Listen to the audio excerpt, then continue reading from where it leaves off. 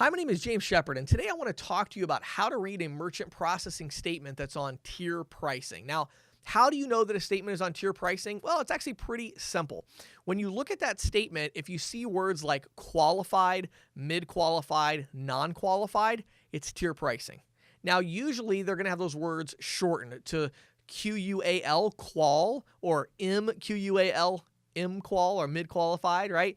NQUAL, non-qualified. So you'll see various abbreviations of this, but when you're looking for it, it's pretty obvious. So qualified, mid-qualified, and non-qualified, this is tier pricing. So before I explain how to tell if the fees are competitive, let's talk about what it is. What is tier pricing? Well, in our industry, there's actually about 400 or 500 different rates for a transaction that could run. And these are called interchange rates. We're going to talk a little bit more in depth about that in the next video.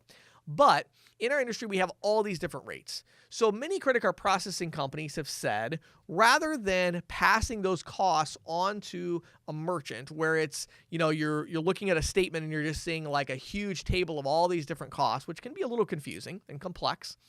Instead, the processor says, we're going to take this group of those transactions based on certain criteria, which we'll talk about, and we're going to make those mid-qualified. We're going to take this next group, we're going to make those non-qualified. We're going to take this group and make them qualified. They're going to put them into buckets, okay? And each bucket has a flat rate. So it's kind of like flat rate pricing, but there's like 3 to 6 different rates. And depending on the type of transaction, it goes into one of these tiers, buckets, rates, whatever you want to call it, okay? That's tier pricing. That's what it is, okay? Now, how can we tell if our rates are competitive? Well, the first thing that you actually need to look at, and this is the biggest mistake people make when they look at tier pricing, is they look at it and they go, what are my rates? That's actually not the most important thing to look at that's going to determine your fees. You would think, well, of course it is. It's my rate. No. What's actually going to determine your fees more than your rate is your card mix. In other words, what percentage of your transactions are qualified versus mid-qualified versus non-qualified? Because what a lot of credit card processing companies will do is they will have these rules because there's no industry rules or regulations about which transactions go at the lower rate versus the higher rate. Okay. So what a lot of credit card processing companies will do is they'll say, well, we're just going to put all your, we're going to give you a really, really good qualified rate, which is the lowest rate. But we're going to put very few of your transactions into that bucket, and we're going to put most of your transactions into the non-qualified, which is the highest rate, okay? So you need to look at that and see where you're at. So how can you tell if your card mix is a little bit screwed up? Well, there's a couple ways. The easiest way is this. If you're a physical location business, you're a retailer, restaurant, auto repair shop, really you should see 70%, 60 to 70% of your transactions should be qualified, okay?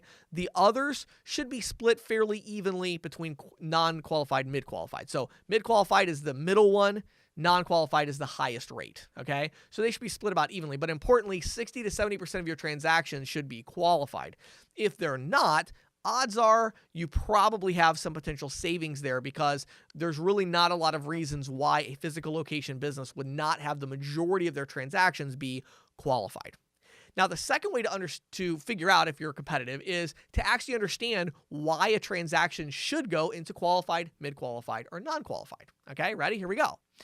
Qualified transactions should, and again, there's no hard and fast rule across the industry, but they should be transactions with regular card types that are swiped through the terminal.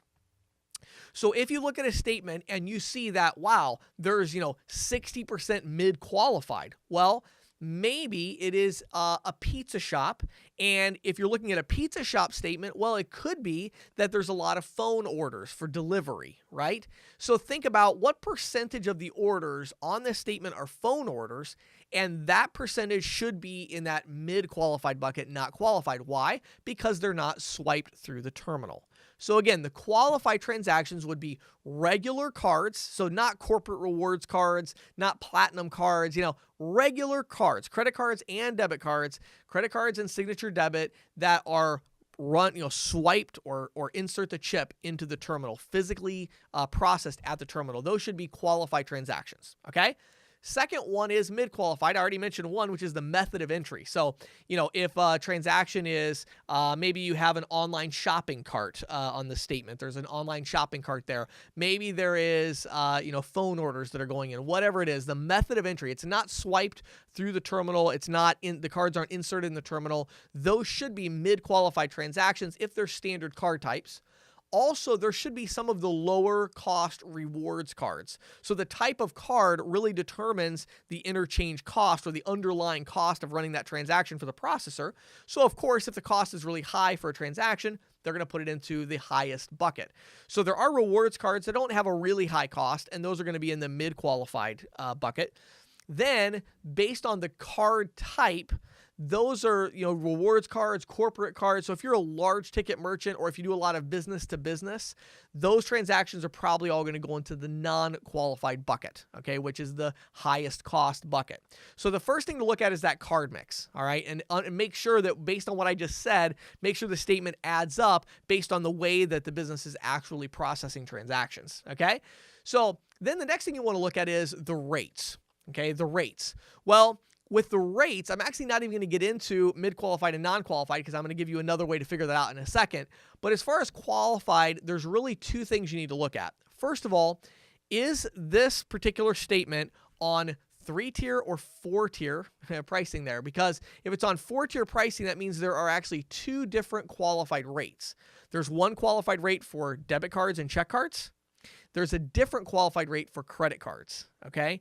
If that's the case, usually those costs are going to be a little bit lower than a blended qualified rate. So I would always recommend that if possible, try to change your qualified statement there. Try to get those statements on 4-tier pricing where you have that lower qualified rate for check cards and debit cards because the underlying cost is just a lot less expensive. So many times just taking a statement and changing the qualified from, blended rate where you have one qualified rate to split rate where you have check card qualified and credit card qualified, that can do a lot of savings. Now, maybe at some point in this video, I lost you and you're like, James, I'm sorry, I don't know what you're talking about anymore. That's totally fine, okay? I've seen literally thousands of statements, so it's a little easier for me to talk about it and understand it. But here's what I've done. I've created a website for you. It's examplemerchantquote.com. examplemerchantquote.com. You don't need to sign in or log in or have an account or anything like that.